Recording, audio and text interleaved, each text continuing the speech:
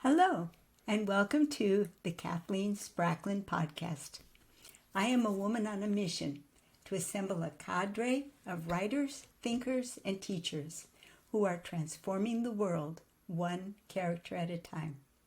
And it all starts with one thing: a deep understanding of human motivation, why people do what they do, and the forces that drive them. This is episode number 24.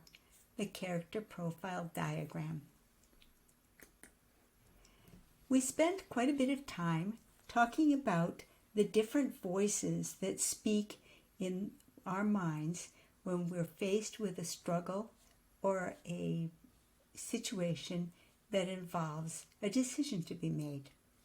And when we looked at all of the different voices, we were able to come up with 5 different categories reflecting how prominent the voices of struggle, the voices of victory, and the voices of loss were. And we defined 5 levels.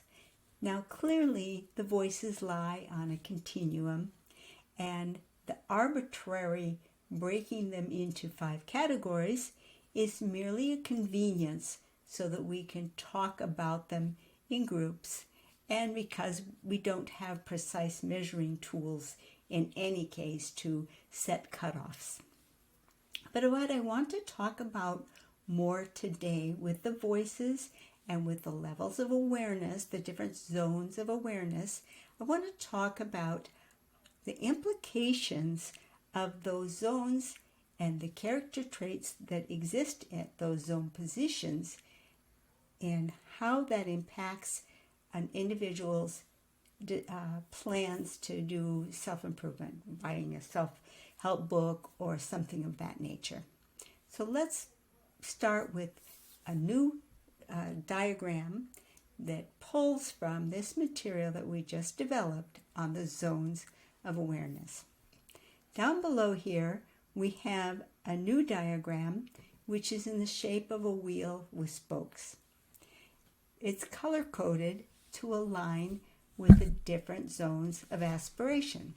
For example, this orange aligns with the zone of aspiration, the green with the zone of chaos, the yellow with the zone of awareness, blue with zone of stability, and the magenta with the zone of being.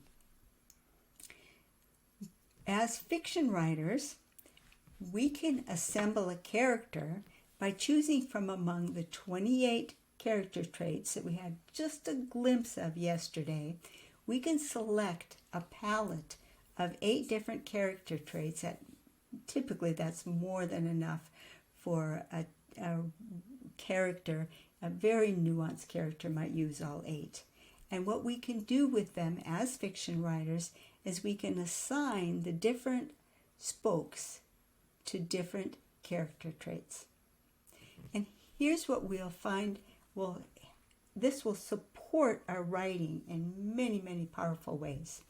For example, any character trait that we place in the 2 yellow positions, the 2 zone of awareness positions on opposite ends of the yellow line, those character traits will be alive and active in the mind of our character.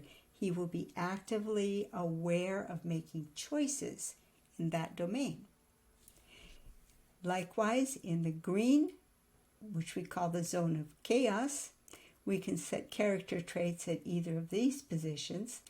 And what we'll find for a fictional character that we create, is we'll discover that those traits in that character position, the character is not able to consciously make choices.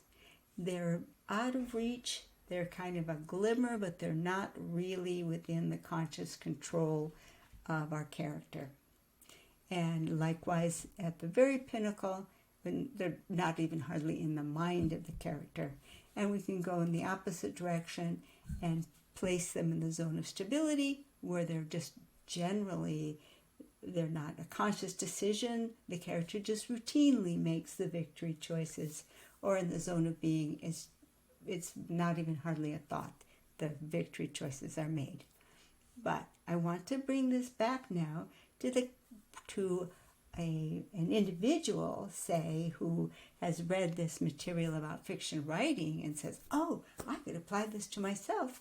I could identify my character traits and improve them with this knowledge. Well, they might run into a certain problem.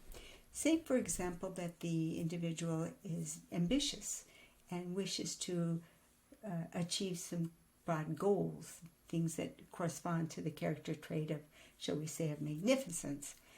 If that character trait is in one of the wing positions, that individual might well have a desire to get there, but they cannot pull that into the conscious decision making because of its placement because the voices of victory are too soft. The voices of struggle are just toothless, and the voices of loss are too loud. So if an individual were to get a self-help book that focused on a character trait that was in one of those wing positions, then the individual would not get much help out of the self-help book. It would be just frustrating because the character trait would be somewhat inaccessible.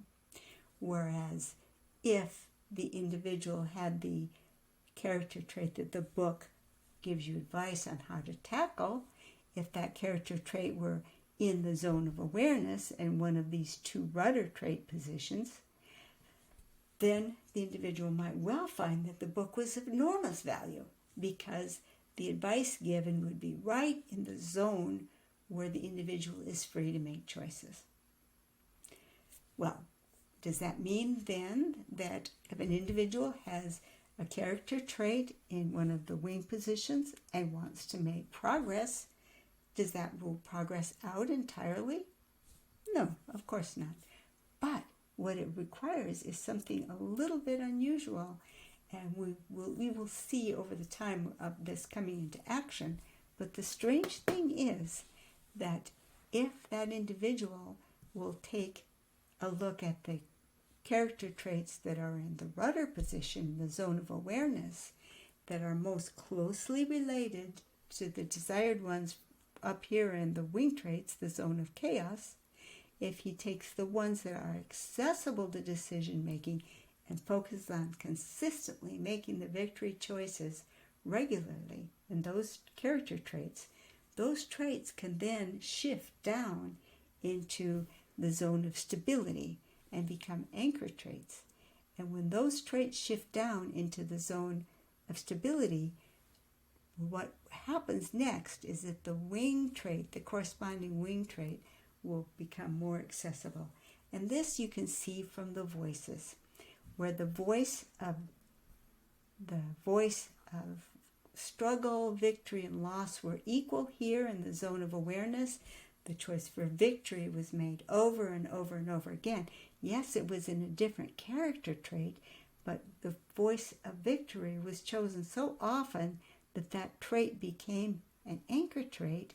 That sharpens the voice of victory for the next accessible one. Suddenly, the voice of victory can be heard, and when you can hear the voice of victory along with the struggle and the loss, that's the very definition of a rudder trait, of being in the zone of awareness. So this is just a glimpse ahead at how this is going to work. But what I want to be seen from this is the enormous power in shaping a fiction story, and for us also in shaping the story of our lives, of these different zones of aspiration. Thank you. See you tomorrow. Bye-bye.